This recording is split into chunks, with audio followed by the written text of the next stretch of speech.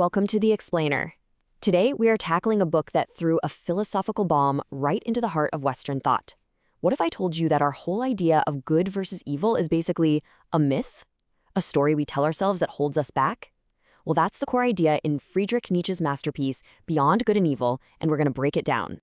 So let's just jump right in with the big question that really sits at the center of Nietzsche's work.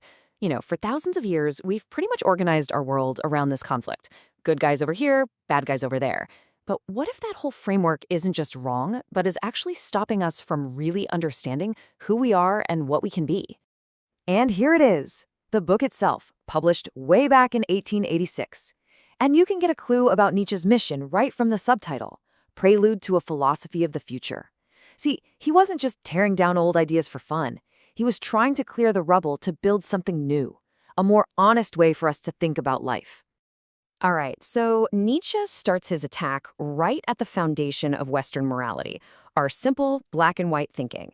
He says that this rigid line we draw between what's good and what's evil isn't just a little simplistic.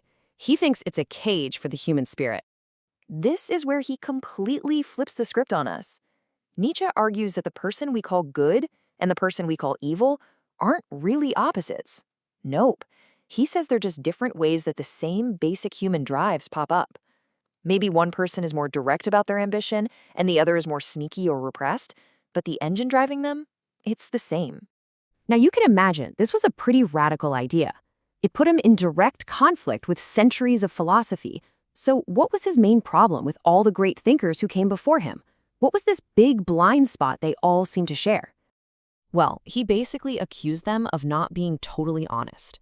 On the one hand, they claimed to be on this noble, objective hunt for the capital T truth. But Nietzsche saw right through that.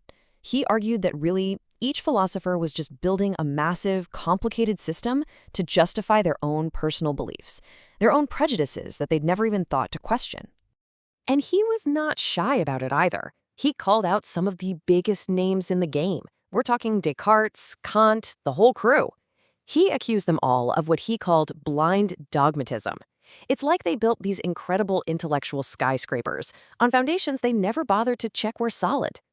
In fact, his critique went so deep that he started to question the whole point of philosophy. Why are we so obsessed with truth anyway? As he says right here, maybe the idea that truth is better than a useful illusion is just another prejudice. Maybe, he suggests, a little bit of untruth is actually necessary for life. Okay, so if traditional morality is just a collection of prejudices and the hunt for truth is kind of a dead end, where does that leave us? What does Nietzsche offer in its place? Well, he gives us a new, fundamental force that he thinks drives everything. He called it the will to power. Now, this is not just about staying alive. For Nietzsche, every single living thing, from the smallest plant to the most complex human, is constantly striving to expand, to overcome challenges, to exert its strength, and to mold the world around it.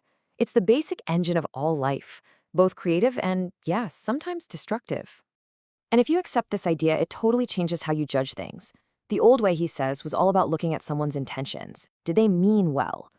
But Nietzsche's way is different. He says, look, life is messy and involves struggle and taking and overcoming.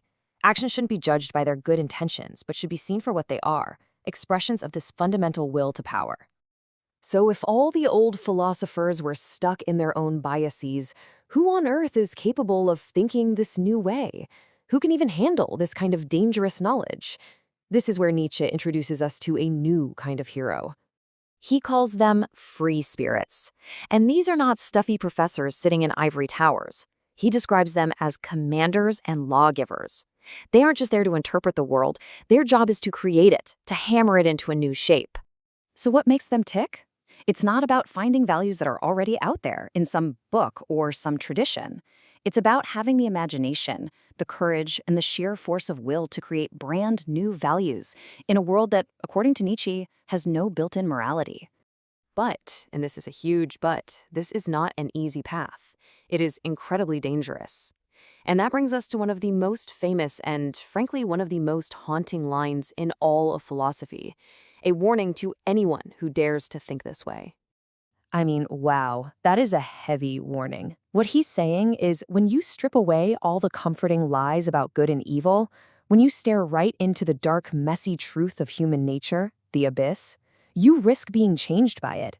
You risk being swallowed by the very darkness you were trying to understand. And so, this is where Nietzsche leaves us.